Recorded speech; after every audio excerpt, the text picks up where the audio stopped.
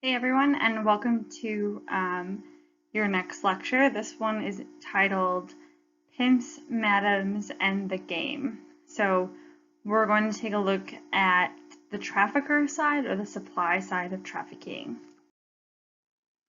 So in this presentation, we're going to look at who they are, how they recruit and control their victims, and then where does it take place? So where do we find trafficking?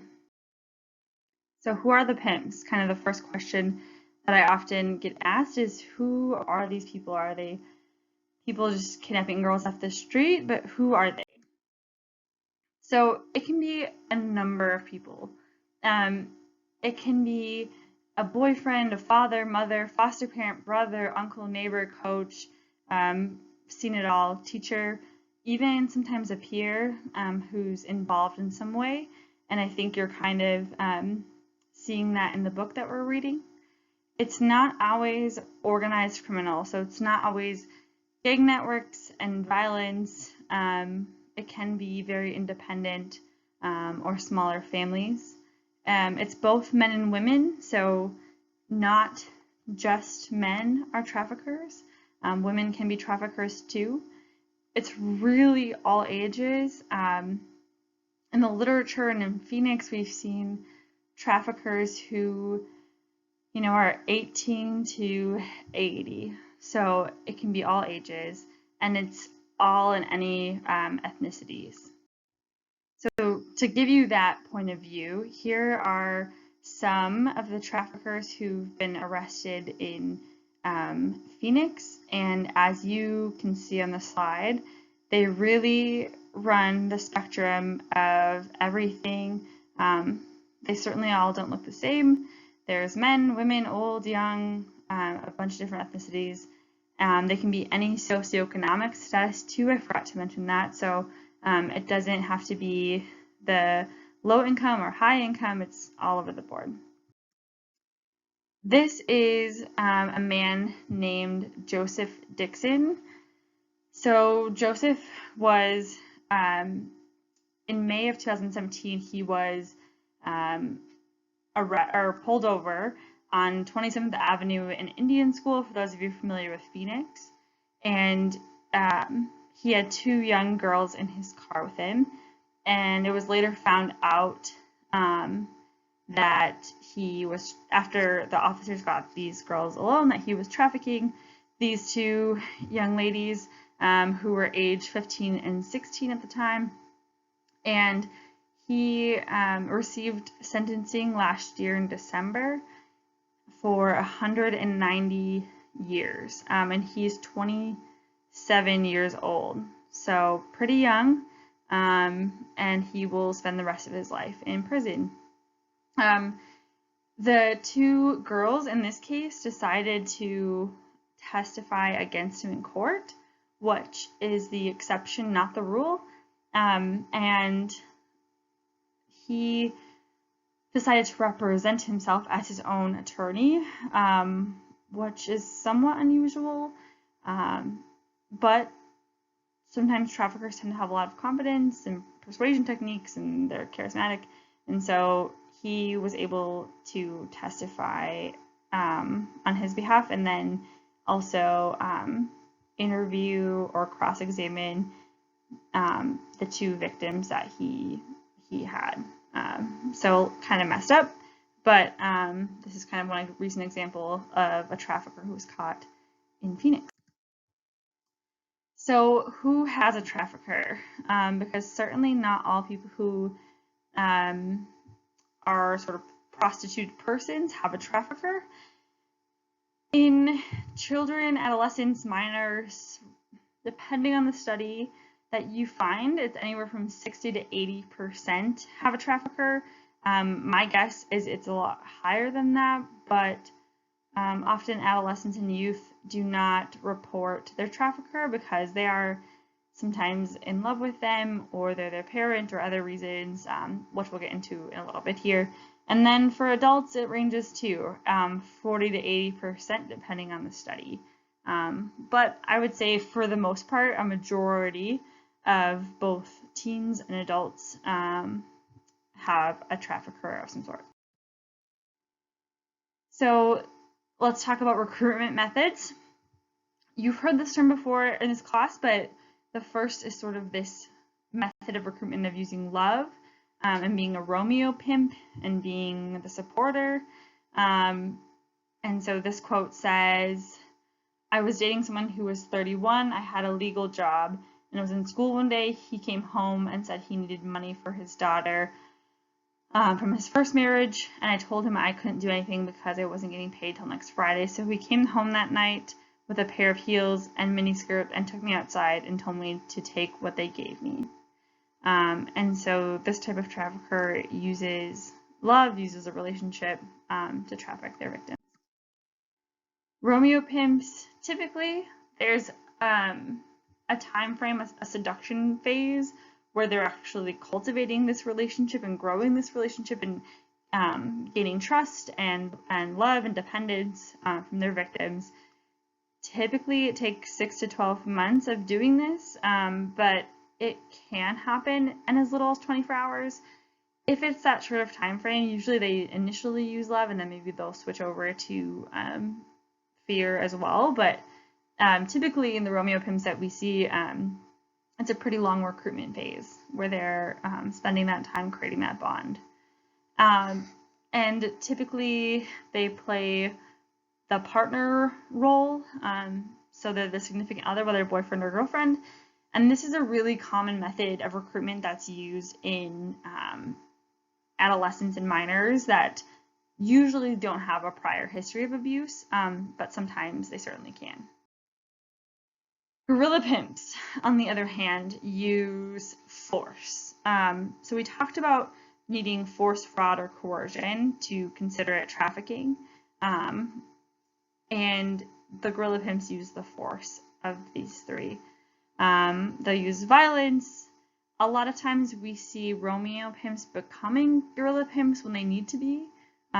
But Romeo pimps usually create that initial bond with love exclusively, whereas guerrilla pimps are not worried about that love connection. They're not worried about making someone feel valuable or safe or secure, and they just use force. So this is a type of trafficking, pimping reported both domestically and internationally, but I know it's cut out there, but it says, so it's more commonly used in developing countries, but it is reported everywhere, developed and developing. Then there's the authority figure trafficker.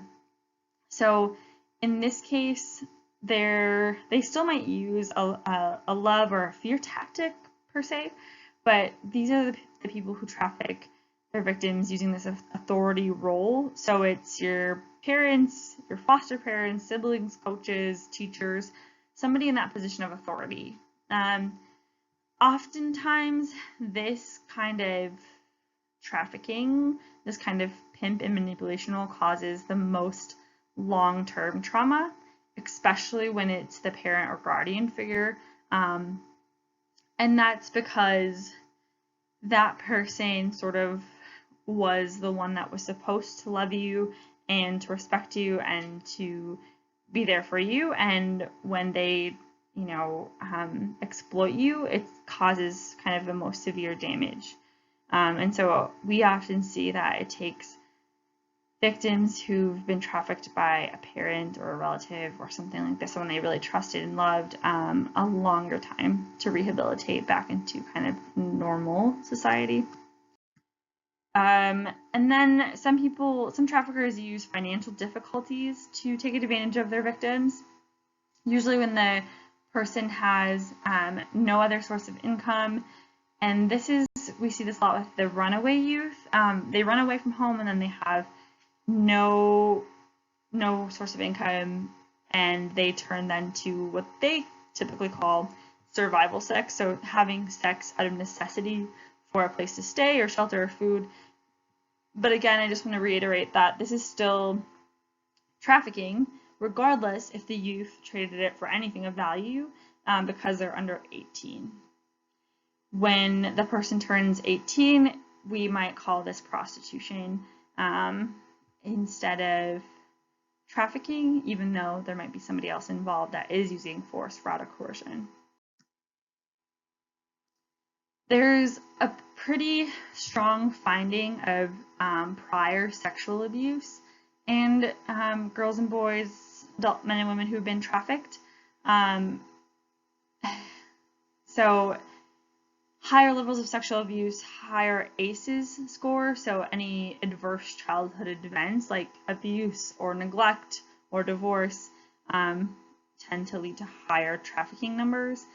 And roughly 70 to 95% of trafficked youth report being sexually molested or assaulted or abused as a child, and we see this with adults as well. And then in like areas such as pornography and stripping, there is a correlation of prior sexual abuse, not quite as strong, but kind of along the similar lines. So this one says, a friend of mine, she got out and got money, and I had been approached while I was waiting. And I figured I'm getting molested at home, so why not get paid for it and get my rent covered? So this was a former victim's quote. Basically saying, if I'm gonna get molested and abused anyways, why not get paid for it? This is kind of the sex trade hierarchy, if you will. So if you see someone on the street level, they've sort of made it to the end of the end. The highest kind of initial entry is usually in nicer hotels, it's escort services, it's private events, and then you kind of move to the massage parlor, motel side, and then finally kind of that street level is the bottom barrel. Why don't they leave? So I get asked this a lot, and I think until you really understand trauma, it's hard to conceptualize why you wouldn't leave a violent situation. But if you think about domestic violence and the intersectionality there, people in domestic violence situations don't leave for so many reasons, but one of them being that they've created this traumatic bond. Especially among the Romeo pimps who use love instead of fear, the trafficked person has a bond with that person. And sometimes, quite honestly, if their family life was really terrible, this might be the first time that they've felt even some sense of safety and security and love. And so they've established this bond. A bunch of other reasons why we see victims not seeking help. So they've been in captivity and confinement and isolation for a long time, and so they don't really know anything else. The use of threat and violence oftentimes traffickers when they turn to that more guerrilla violent phase, and even in the coercion phase, they will tell the victim, I know where your family lives, I know where your brother goes to school, I know where your grandma lives, I know she's at home alone, and if you try to run, I will hurt them. And the traffickers are not kidding around when they say those threats. They're not just like meaningless threats. And so that is enough to incentivize someone not to tell. They're just scared. A lot of them have a lot of shame and self-blame. So regardless of being abused and manipulated and coerced, they still blame themselves. They still feel a sense of responsibility. A lot of them are dependent on the trafficker after a while for some reason, whether that's for money. Sometimes the trafficker will either get them addicted to or dependent on drugs, which in turn kind of enslaves that person further, or to escape the pain of being raped so many times in a year, in a day, they will turn to drugs to kind of have that escape and not feel the pain. And so they might be dependent on their trafficker. A lot of times traffickers try to make sure that their victims don't trust law enforcement or people in power. And sometimes they have a debt bondage, there's misinformation or false promises, And for our foreign national victims, there's just a lack of knowledge on social systems. So the trafficker will say, you know, you're here illegally, I have your visa, I have your green card, and if you go to law enforcement, then they're going to put you in a detention center, they're going to ship you back home, they're going to take you away from your family, you're going to get punished, you're going to be in jail. And so they use all of those tactics to keep their victims. And where does recruitment take place? So a lot of places.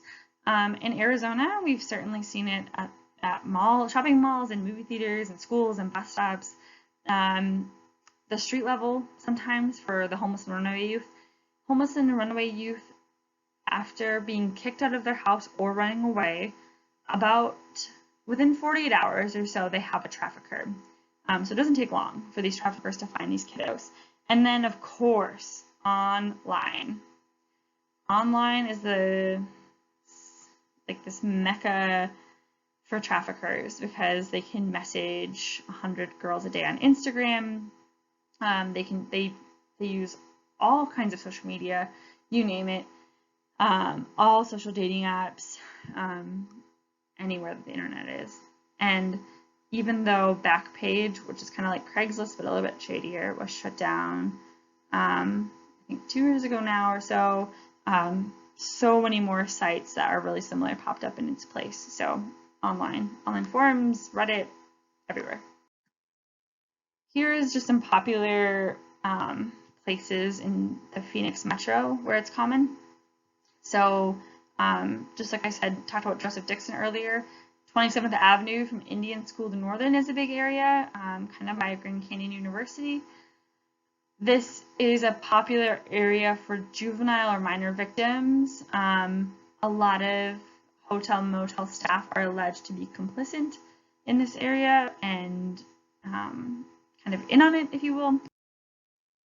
51st Avenue and McDowell.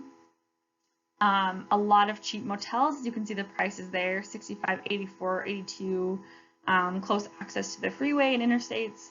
A lot of street level trafficking and prostitution kind of going on here.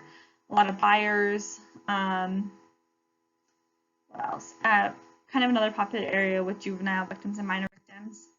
19th Avenue and Bell Road. This one's known for street level prostitution and trafficking. A lot of the seriously mentally ill population and addicted, dependent here. A lot of motels, again, complicit, interconnected. And then kind of this area, 24th Street and Van Buren by the Arizona State Hospital. Fewer juvenile victims in this area, but a lot of poverty and substance addictions here.